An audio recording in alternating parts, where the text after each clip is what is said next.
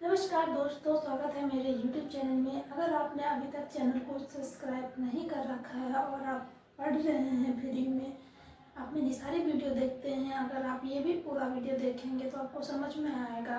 अंत तक जरूर देखना। तो चैनल को सब्सक्राइब कर लीजिए, इससे क्या होगा, हमें मोटिवेशन मिलेगा, ठीक है। और हम आपके लिए बहुत अच्छे अच्छे कंटेंट लेके आएंगे, बहुत अच्छे अच्छे क्विज लेके आएंगे, बहुत चीज़ ऐड करेंगे इसमें, ठीक है। तो आज के इस क्लास में हम पढ़ेंगे पुष्पी पादपों में लैंगिक जनन। तो क्लास स्टार्ट करते हैं, ठीक है। पुष्पी पादपों में लैंगिक जनन। इसमें हम सबसे पहले टॉपिक पढ़ेंगे, जैसे कि आप देख रहे हैं पुष्प के बारे में पढ़ेंगे। नाम चैप्टर से आपको समझ में आ जाएगा। और लैंगिक जनन है तो लैंगिक जनन आप समझते हो, क्लास 10th में आपने थोड़ा बहुत डिफिनेशन जाना हो कि लैंगिक जनन किसे कहते हैं। जब नर और मादा दो जीव के द्वारा जनन के द्वारा नैसर्गिक उत्पन्न होता है तो उसे लैंगिक जनन बोलते हैं, ठीक है। समझ में है। तो इस चैप्टर के अंदर हम कौन कौन सा टॉपिक पढ़ेंगे। हम पुष्प की संरचना के बारे में पढ़ेंगे, पुष्प में लैंगिक जनन की संरचना के बारे में पढ़ेंगे, ठीक है। निषेचन के बारे में पढ़ेंगे, निषेचन पूर्वों के बारे में पढ़ेंगे, दोहरा निषेचन पढ़ेंगे, असंग जनन, बहुभूमिता, ये सारे टॉपिक्स हैं, हमें पढ़ने हैं, ठीक है। लिखना नहीं है ये टॉपिक, हम जब मैं पढ़ाऊंगी तो लिख दूंगी। तो यहाँ पे हम कौन सा टॉपिक अभी स्टार्ट करेंगे, पुष्प की संरचना।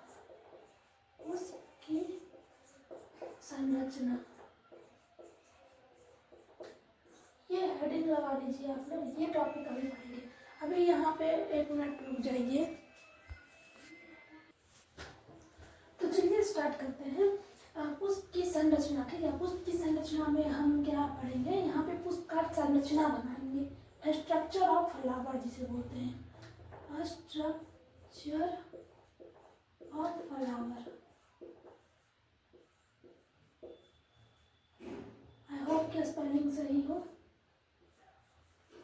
गलत होगा तो कमेंट में बताना, ठीक है। मैं माफ़ी मांगूंगी कि कुछ स्पेलिंग मिस्टेक हो सकता है। स्ट्रक्चर ऑफ फ्लावर नहीं भी हो सकता है, मतलब मान लीजिए कि नहीं होगा अब, ठीक है। इसमें गलत नहीं बताया जाएगा आपको स्पेलिंग।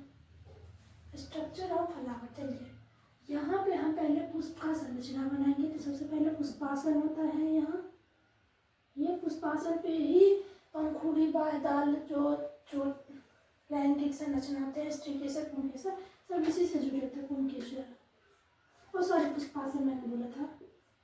पुष्पासन ये होता है पुष्पासन, पुष्प का आसन। ये आसन बैठने वाला आसन होता है, नाम से समझ में आ रहा है। पुष्पासन, आसन पुष्प का आसन है। फिर इसमें जो होते हैं बाह्यदल जो होते हैं,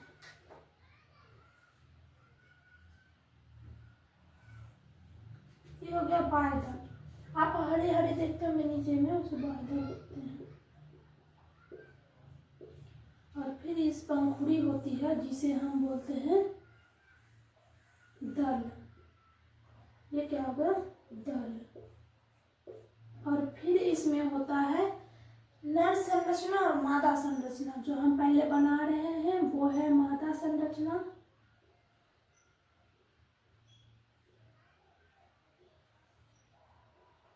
ये है मादा संरचना। जो ऊपरी वाला भाग है वो है वर्तिका, और जो ये संरचना नली रूपी संरचना है उसे कहते हैं वर्तिका। इंग्लिश में इसको बोलते हैं स्टिग्मा, और वर्तिका को इंग्लिश में बोलते हैं स्टाइल।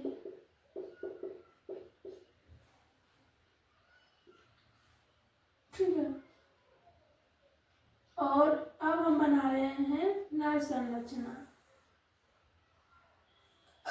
नर संरचना इसको बोलते हैं परागकोश। परागकोश, इसी में होता है परागकण, इसमें होता है परागकण। अभी हम इसका संरचना अलग से पढ़ेंगे। और इसे बोलते हैं तंतु, इंग्लिश में फिलामेंट। किसी किसी का इंग्लिश जाना जरूरी होता है, किसी किसी का इंग्लिश जाना जरूरी नहीं होता है, ठीक है। तो ये हमने पुष्प का संरचना बना लिया, ठीक है। अब जो पुष्प का संरचना होता है वो दो भागों में बांटा होता है। इसको दो भागों में बांटा है, दो भागों में बांटा जाता है। एक होता है सहायक अंग,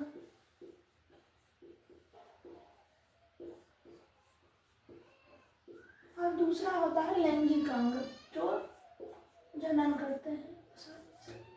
लैंगिक अंग। सहायक अंग सहायता प्रदान करते हैं, जैसे इसमें हो गया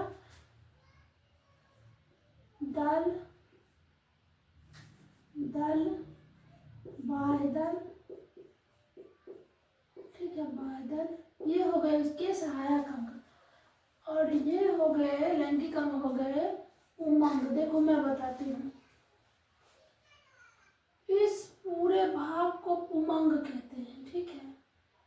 नर जननांग को उमंग कहते हैं। उमंग में क्या आ गया, परागकोश, परागकण अंदर में जो पाए जाते हैं, और तंतु, ये सब हो गए उमंग में आ जाते हैं, ठीक है। और दूसरा हो गया ये जो नर मादा संरचना है, उसका मादा संरचना, ये तीनों मिला के बोलते हैं इसको स्त्री केसर।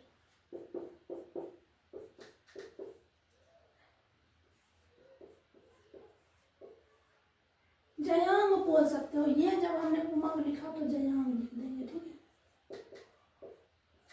जयांग, उमंग, पुंकेसर के, अब उमंग देखो, पुंकेसर के समूह को उमंग कहते हैं, पुंकेसर के समूह को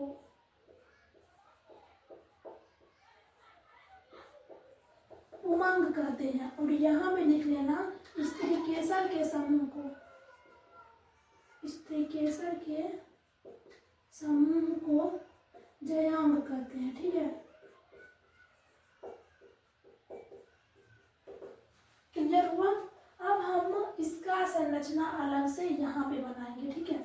यहाँ पे लिख लेती हूँ मैं नर संरचना, पुष्प का नर संरचना, ठीक है, नर संरचना। अब हम इसका परागकोश को लेंगे, ठीक है। यहाँ पे परागकोश पहले पूरा बना लेते हैं। अगर आपको क्वेश्चन आएगा कि पुंकेसर का सचित्र वर्णन करें, तो चित्र बनाकर इसका वर्णन करना होगा, तो आप कैसे वर्णन कीजिएगा, अभी हम सिखाते हैं। ये परागकोश हो गया, परागकोश, और ये हो गया तंतु। तो आप इसका वर्णन कीजिएगा कि पुष्प में नर जननांग संरचना, मतलब यहाँ पे लिख के बताते हैं आपको, नर संरचना में चित्र बना के संरचना में सबसे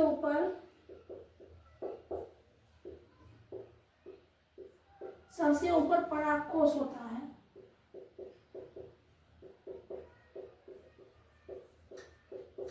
और परागकोश, और फिर मध्य में डंठल तंतुनुमा जो पुष्पासन से जुड़ा होता है। ऐसे लिख के आप इसका वर्णन कर सकते हैं। मैं लिख देती हूँ, टॉपिक बना के आप लिख लीजिएगा। नर संरचना में सबसे ऊपर परागकोश होता है, जिसमें परागकण पाए जाते हैं, इसी में परागकण पाया जाता है, जिसमें परागकण पाया जाता है।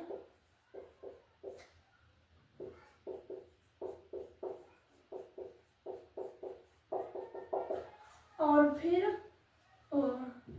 परागकोश से जुड़े तंतु पतले नुमा संरचना होता है, जिसे डंठल होता है, जिसे तंतु कहते हैं। परागकोश से जुड़े पतले नुमा संरचना होता है,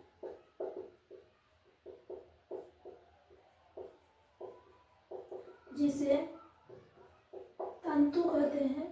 तंतु का निचला छोर, ऐसे आप लिख सकते हैं, आपको दिखता नहीं होगा, ठीक है, तो मैं लिखा रही हूँ, आप लोग लीजिए। तंतु का निचला छोर पुष्पासन से जुड़ा होता है, ठीक है। आपको 2 नंबर मिल जाएगा, 2 नंबर में पूछेगा तो। अब यहाँ पे मादा संरचना के बारे में जान लेते हैं, फिर इसका डिटेल्स इसको काट करके देखेंगे, ठीक है। तो यहाँ पे मैं आपको काट करके बताती हूँ, ये वाला पोर्शन खत्म ही कर लेते हैं।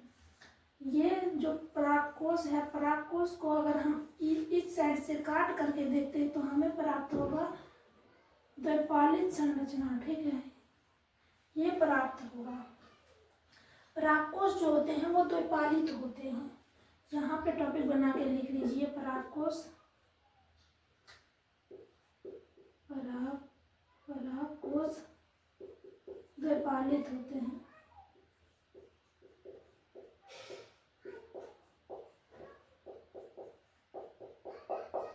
इसी के अंदर परागकण होता है, इसके और संरचना है, पहले आप लिख लीजिए, फिर मैं मिटा के अच्छे से बड़ा डायग्राम में बनाऊंगी, ठीक है। आप नाम नोट कर लीजिए। यहाँ पे मैं कुछ टॉपिक लेके आई हूँ, अब इसको समझेंगे हम। जैसे कि पढ़ रहे थे पुष्प की नरजन्म संरचना, तो हमने ये देखा था परागकोश परागकण तंतु, ठीक है। तो अब इसका जो हम परागकोश की संरचना देखेंगे यहाँ पर, इसको काट करके, ठीक है, इसको बीच से अगर काट देंगे तो ये कैसा दिखेगा। सबसे पहले तो परागकोश जो होता है वो द्विस्तरीय होता है। यहाँ पे मैं इसका जो है जो होगा यहाँ पे टॉपिक पर लिखते जाऊँगा, ठीक है। तो सबसे पहले यहाँ पे परागकोश की संरचना बनाएंगे। ये द्विपालित होते हैं, ठीक है। ये है लघु परागकोश की संरचना। यहाँ पर ये द्विस्तरीय होते हैं, द्विपालित होते हैं, सॉरी द्विपालित होते हैं, द्विपालित होते हैं ये। इसका जो बाहरी परत होता है इसे बाह्य परत बोलते हैं, ठीक है। ये परत होती है यहाँ पे सब में होती है, ठीक है। एक परत होती है जिसे बाह्य परत बोलते हैं, बाह्य परत। फिर इसके बाद जो होती है एक और परत होती है, इसे बोलते हैं अंतस्थितियम परत, ठीक है। अंतस्थितियम, अंतस्थितियम, अंतस्थितियम। उसके बाद एक और परत होती है, ये हो गया मध्य परत, ठीक है। मध्य स्तर परत, मध्य परत बोल सकते हैं, ठीक है। और फिर जाकर टेपिटम होता है। वीडियो स्टार्ट है, हाँ वीडियो स्टार्ट है। अब इसके बाद टेपिटम होता है। टेपिटम का कार्य क्या होता है, परागकण को पोषण प्रदान करना, ठीक है। टेपिटम, इसका कार्य होता है पोषण प्रदान करना।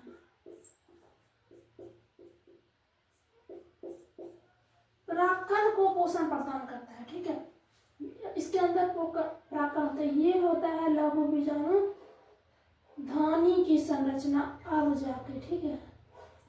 और इसमें होते हैं बीजाणुजन उत्तक, छोटे छोटे कोशिका, बीजाणुजन उत्तक कोशिका। ये क्या हो गए, लघु बीजाणु धानी, लघु बीजाणु धानी, ठीक है। अब इसके अंदर छोटी छोटी कोशिकाएं होती हैं, जो यहाँ पे मैं बना के दिखाती हूँ।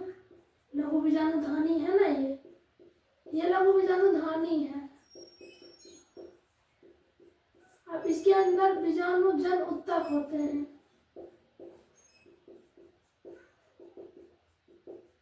समझ में आया, सारा क्लियर है, समझ में आ गया। अब देखो बीजाणुजनन किसे कहते हैं, लघु बीजाणुजनन किसे बोलते हैं, ठीक है। लघु बीजाणुजनन, अब इसमें लघु बीजाणुजनन की क्रिया होती है। लघु देखो, नर संरचना पुंकेसर के परागकोश में स्थित लघु बीजाणु धानी में उपस्थित बीजाणुजन उत्तक की, अब इसमें बीजाणुजन उत्तक होते हैं। उसके प्रागमात्रिक कोशिका, इसमें प्रागमात्रिक कोशिका में अर्धसूत्री विभाजन के पश्चात 4 लघु बीजाणु के निर्माण की क्रिया को लघु बीजाणु जनन कहते हैं। समझ में आया, इसमें लघु बीजाणुजन उत्तक है, उसके प्रागमात्रिक कोशिका में अर्धसूत्री विभाजन के परिणाम स्वरूप 4 लघु बीजाणु यहाँ पे लिख देती हूँ, बीजाणु, 4 लघु बीजाणु के निर्माण की क्रिया को लघु बीजाणु जनन कहते हैं। समझ में आया? क्लियर है? और यहाँ पे जो इसका टॉपिक बनेगा, ये तो पालित होते हैं, इसमें बाह्य परत होता है, 10 स्थितियाँ, 3 परत होते हैं, ठीक है, 3 परत होते हैं, 3 परत होते हैं। कौन कौन से परत? बाह्य परत, मध्य में पहले अंतस्थितियां परत, अंतस्थितियां, ठीक है, अंतस्थितियां, उसके बाद जाके मध्य परत होता है। 3 परत होते हैं, इसमें 3 परत होते हैं, लिख लिया हमने। अब इसमें टेपिटम का कार्य होता है, टेपिटम, टेपिटम का कार्य परागकण को पोषण प्रदान करना।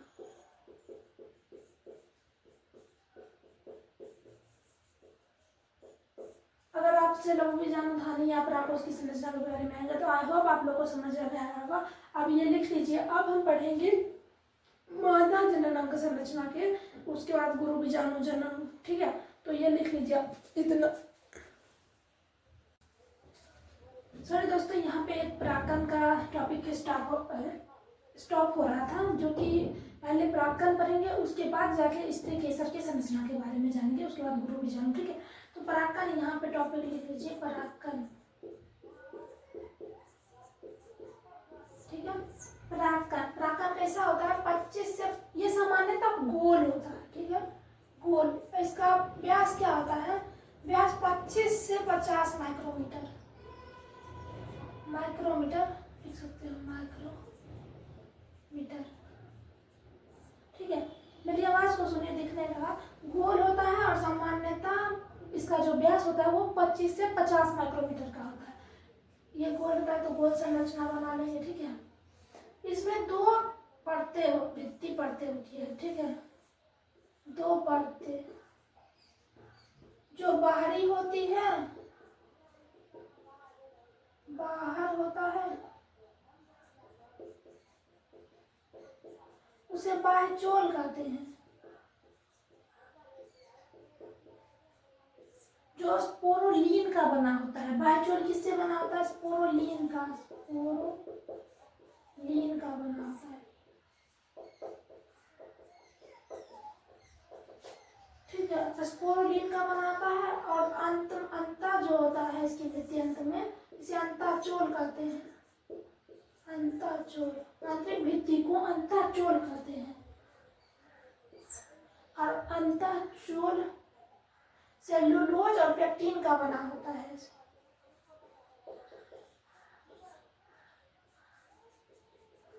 पेक्टिन का बना होता है।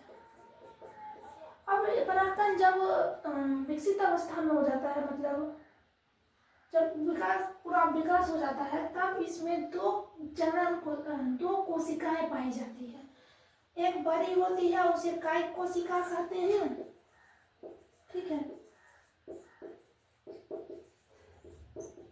और एक छोटी होती है, उसे जनन कोशिका कहते हैं। एक और क्वेश्चन बहुत ही इंपॉर्टेंट बता है, स्पोरोलीन जो होता है, अभी तक ऐसा कोई भी एंजाइम का पता नहीं लगा है जो इसे तोड़ सके। ये बहुत ही ज्यादा वृद्ध अवस्था में भी पाया जाता है, इसको तोड़ना असंभव है अभी, ठीक है, अभी तक पता नहीं चला है। ये स्पोरोलीन बहुत ज्यादा मजबूत होता है, बहुत ज्यादा कठोर, ठीक है। तो आपको समझ में आया होगा। अब पढ़ते हैं आगे।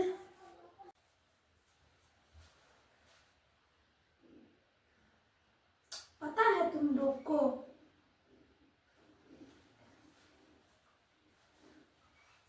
एक बात पता है तुमको, पता है सास को क्या चाहिए होता है लड़की में? लड़की अच्छी हो, पढ़ी लिखी हो, गोरी हो, ठीक है, खाना बनाना आता हो। और लड़कियों को क्या चाहिए? सासी ना हो।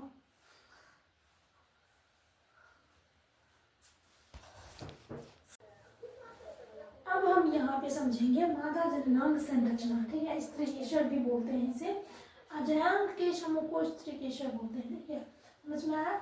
ये वर्तिका, ये पूरा हो गया हमारा, स्त्री केशर बोल सकते हो, जयांग बोल सकते हो। ये वर्तिकाग्र है हमारा ऊपरी भाग, इसी पे आके परागकण जो है चिपकता है, और ये नली द्वारा, वर्तिका द्वारा अंडाशय ले जाता है और फिर बीजांड से सेलुलोज का निषेचन होकर उसके बाद आगे की क्रिया होती है। ठीक है, ये हमारा बीजांड होगा। बीजांड का पूरा संरचना यहाँ है, ये भी एग्जाम में आ सकता है। ठीक है, तो आप लोग ये डायग्राम बना लीजिए। देखो, अंडाशय में बीजांड पाया जाता है और फिर बीजांड का डायग्राम यहाँ है। और गुरु बीजाणु जनन क्या है, तो सबसे पहले स्त्री के मतलब वहाँ पे जैसा डायग्राम आपने याद किया था लघु बीजाणु जनन, वैसे ही गुरु बीजाणु जनन है। इसके भी बीजाणु जनन तक में जो है कोशिका के दूसरे विभाजन के द्वारा 4 गुरु बीजाणु के निर्माण को गुरु बीजाणु जनन कहते हैं। गुरु बीजाणु मातृ कोशिका के में दूसरे विभाजन के पश्चात 4 गुरु बीजाणु के निर्माण की क्रिया को गुरु बीजाणु जनन कहते हैं। अब यहाँ पे हम भ्रूणपोष की संरचना देखेंगे। भ्रूणपोष गोल होता है, ठीक है। यहाँ पे 3 कोशिका होता है जिसे प्रतिव्यसांत कोशिका बोलते हैं। प्रतिव्यसांत कोशिका, ठीक है। और इसमें केंद्रक होते हैं, एक एक केंद्रक प्रेजेंट होते हैं, इसे बोलते हैं केंद्रक। और मध्य में 2 मतलब एक ही सेल होता है जिसमें 2 केंद्रक होते हैं, ठीक है। ध्रुवीय केंद्रक इसे बोलते हैं, ध्रुवीय केंद्रक। ध्रुवीय कोशिका, ये ध्रुवीय कोशिका और ध्रुवीय केंद्रक, ठीक है। तो ध्रुवीय कोशिका लिख देते हैं, कोशिका। और यहाँ पे 2 कोशिका होती है, इसे सहायक कोशिका बोलते हैं।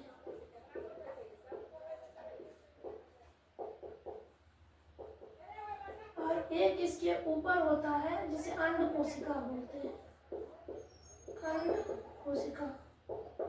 सबसे महत्वपूर्ण चीज है अब इसमें देखिए कितना सेल प्रेजेंट है, 1 2 3 4 5 6 7 कोशिका और 8 केंद्रक है। 1 2 3 4 5 6 7 और 8, इस सब में भी केंद्रक होता है, तो 8 केंद्रक। केंद्रक को इंग्लिश में न्यूक्लियस भी बोलते हैं, ठीक है। कोशिका को तो सेल बोलते हैं। भ्रूणपोष की संरचना आपने देख ली, अब आगे देखेंगे, ठीक है। परागण के कारक, परागकण के कारक देखेंगे, लिख लीजिए आप ये। अब हम यहाँ पे परागकण के कारक देखेंगे। परागकण के कारक 2 प्रकार से हो सकते हैं, अजीवीय कारक, जीवीय कारक। देखो पहले समझो परागकण क्या है।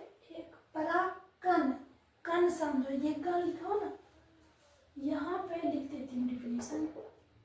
परागकण, देखो इस शब्द में और इस शब्द में अंतर है, तो इसको समझो जैसे कि परागकण है ना, परागकण उसको बोलते हैं जो परागकण जो पुंकेसर में होते हैं, ठीक है।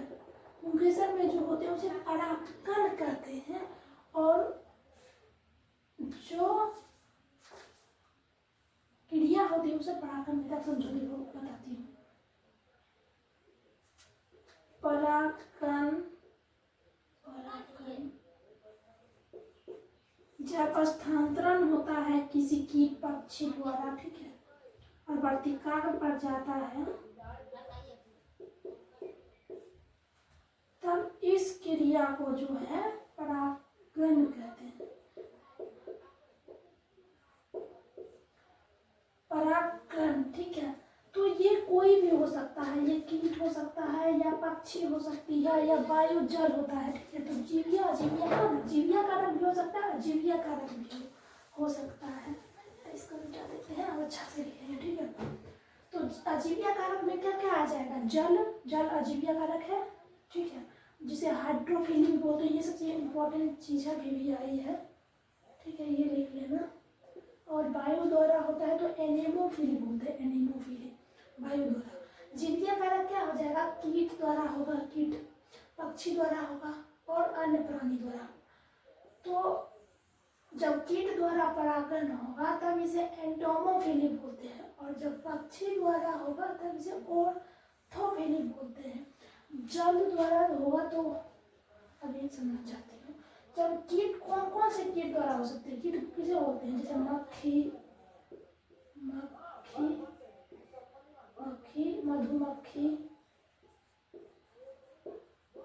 मधुमक्खी, जैसा कि आपको समझाया, मधुमक्खी और तितली। आप फूल पे देखते होंगे तितली बैठते हैं, तितली। जो देखो कीट द्वारा परागण होता है ना जिस पुष्प में, वो पुष्प सुगंधित होता है, बहुत अच्छा खिलखिला सा रहेगा, ठीक है, रंगहीन नहीं होता, रंगीन होता है, बहुत लाल पीला येलो, ठीक है, और सुगंधित होता है। गुलाब का फूल देखें सुगंधित होता है, कमल में सुगंध होता है, कमल में नहीं, हाँ कमल में भी सुगंध होता है, और सबसे ज़्यादा गुलाब में, और एक और भूल गए हैं। पक्षी द्वारा होगा, किस पक्षी द्वारा होगा, तो गुंजन पक्षी द्वारा होगा, गुंजन पक्षी जानते हैं, और चमगादड़ द्वारा, चमगादड़, ठीक है। अन्य प्राणी द्वारा हो सकता है, जैसे कि स्तनधारी हो गए, स्तनधारी, और एक दो और प्राणी स्तनधारी, और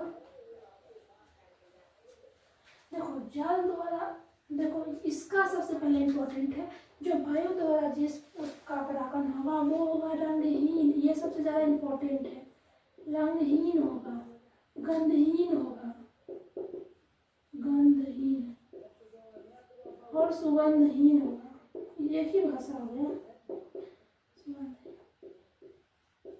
बात को समझे आप लोग, जैसे कि देखिए वायु द्वारा परागण क्यों हो रहा है, फूल अच्छा नहीं है, फूल खराब है, तो वायु द्वारा परागण करना पड़ रहा है, ठीक है, क्योंकि इस पर कोई तितली आके आकर्षित ही नहीं हो रहा है, और कीट आकर्षित होकर पुष्प पर जाके बैठता है, उससे रस चूसता है ना, हाइड्रोफिली इसको बोलते हैं, एनीमोफिली बोलते हैं, वायु द्वारा परागण होता है तो, और जीविया का कीट द्वारा हो तो एंटेमोफिली, और पक्षी द्वारा हो तो ऑर्थोफिली, ठीक है, इतना लिख लीजिए। अब जल द्वारा परागण, उसके बाद और आगे देखते हैं। इसी पेज में मैं एक चीज और समझाती हूँ आप लोग को, देखिए जल द्वारा परागण किसमें होता है, हाइड्रीला, ठीक है, लेकिन एक चीज आप देखिएगा, जलकुंभी जानते होंगे, जिसे बंगाल का आतंक भी कहा जाता है, तो जलकुंभी जल में रहकर लेकिन जल द्वारा परागण नहीं करता है, ठीक है, वो कीट द्वारा परागण करेगा। वाटर लिली, जिसे कमल का फूल बोलते हैं ना, कमल, वाटर लिली,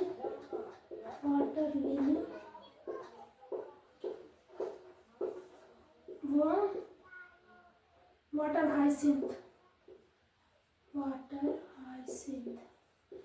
जलकुंभी बोलते हैं हाइसिंथ, ठीक है, जलकुंभी यहाँ पर लिख दी ब्रैकेट में। इसमें जो परागण होता है वो कीट द्वारा होता है, हाइड्रीला इसका एग्जाम्पल आएगा, वायु द्वारा आएगा मक्का में एग्जाम्पल, ठीक है,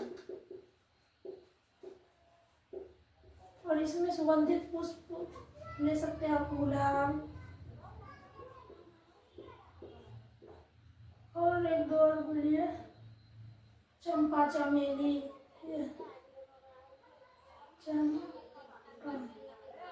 चमेली, ये सब फूल जो होते हैं बहुत सुगंधित होते हैं, चमेली।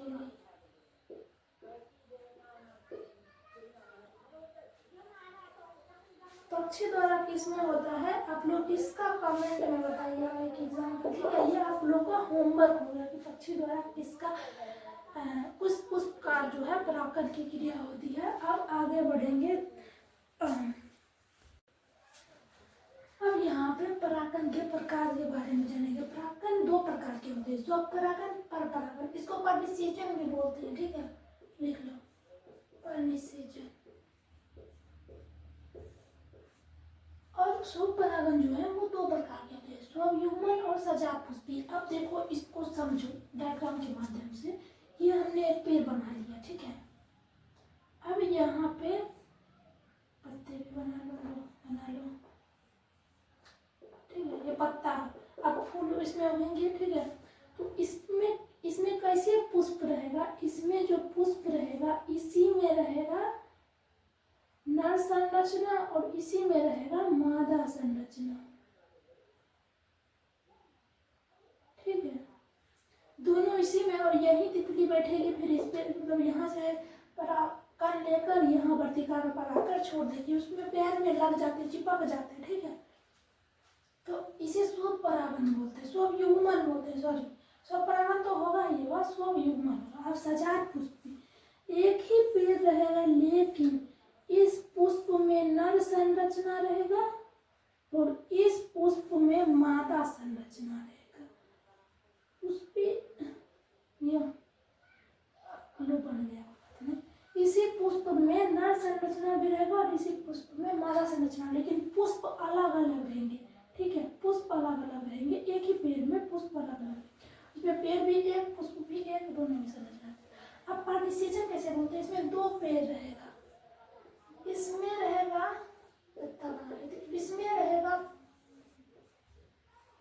नर संरचना और इसमें रहेगा इस पुष्प में मादा संरचना। ठीक है, बन देगा, समझ में आ गया?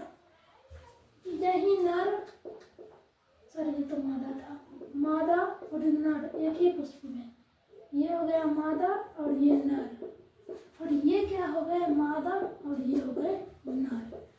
यहाँ से तितली बैठेगी फिर यहाँ जाएगी, तो इस ऐसे परागण को बोलते हैं परागन परिसेचन। समझ में आया? अब इसके बाद बहुत छोटे छोटे टॉपिक हैं लिखकर, उसके बाद दोहरा निषेचन में अलग से दे दूंगी उसका डिफिनेशन लिख के, और सत्यफल और सत्यफल, अनिषेक जनन फल। ठीक है, कौन सा नहीं, 3-4 मस्त मस्त क्वेश्चन करेंगे, टॉपिक भी है और साथ में साथ आपको सब्जेक्टिव की तरह क्वेश्चन भी करवा दूंगी, आप लोग ये नोट कर लीजिए। ये 4 टॉपिक लेके आई हूँ, यहाँ से क्वेश्चंस हर 2 साल में रिपीट हो ही जाते हैं। ठीक है, देखो सत्यफल ये टॉपिक भी लेके चलती हूँ, ये सब्जेक्टिव की तरह आप लिख भी सकते हैं आंसर, वैसे मैं बताऊंगी। सत्यफल क्या है? सत्यफल वैसे फल को कहते हैं जिसका निर्माण अंडाशय से होता है। कैसे? अंडाशय से। तो यहाँ पे लिखिए सत्यफल किसे कहते हैं? सत्यफल जिसका निर्माण,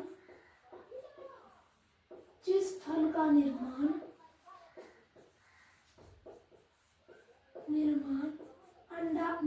अंडाशय से होता है। ये सब चीज इंपॉर्टेंट है। सत्य फल होगा अंडाशय से निर्माण। ठीक है, सत्य फल का निर्माण अंडाशय से होता है, जिस फल का निर्माण अंडाशय से हो उसे सत्य फल कहते हैं।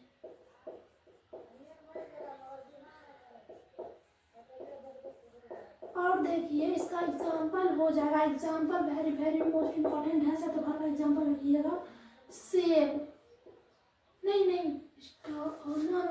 आम। और असत्य फल का निर्माण अंडाशय से न होकर अन्य किसी भाग से होता है, जैसे पुष्पासन से, वैसे फल को कहते हैं। असत्य फल वैसे फल को कहते हैं, वैसे फल को कहते हैं जिसका निर्माण अंडाशय से न होकर, अंडाशय से न होकर पुष्प के किसी अन्य भाग से होता है। आप लोग जानते होंगे अमरूद में पुष्प आता है, तो आप जानते होंगे अब इसी पुष्प से फल लगने वाला है। ठीक है, अंडाशय से न होकर पुष्प के किसी अन्य भाग से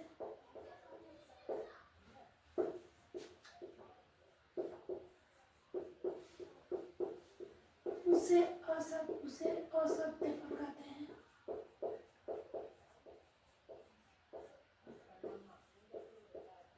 इसका एग्जाम्पल हो जाएगा strawberry, very very important, strawberry और सेब। ठीक है, नट, काजू भी होता है। ठीक है, काजू, नट, ये भी सब असत्य फल है। इसको फॉल्स फ्रूट भी बोलते हैं,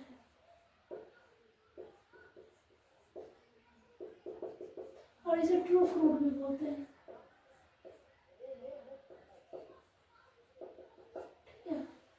अनिश्चित जनन फल। अब देखो अनिषेक, जिसका निर्माण अनिषेक वो लगा हुआ है, जिस फल का निर्माण बिना निषेचन से होता है, बिना निषेचन से के द्वारा, बिना निषेचन के फल बनने की क्रिया को अनिषेक जनन, अनिषेक फल बोलते हैं। इसका एग्जाम्पल मोस्ट इम्पोर्टेंट है केला, ठीक है, वेरी वेरी इम्पोर्टेंट, केला। और बहुभुर्णता, जिसमें एक से अधिक भूर्ण हो, एक से अधिक भूर्ण हो, उससे बहुभुर्णता बोलते हैं।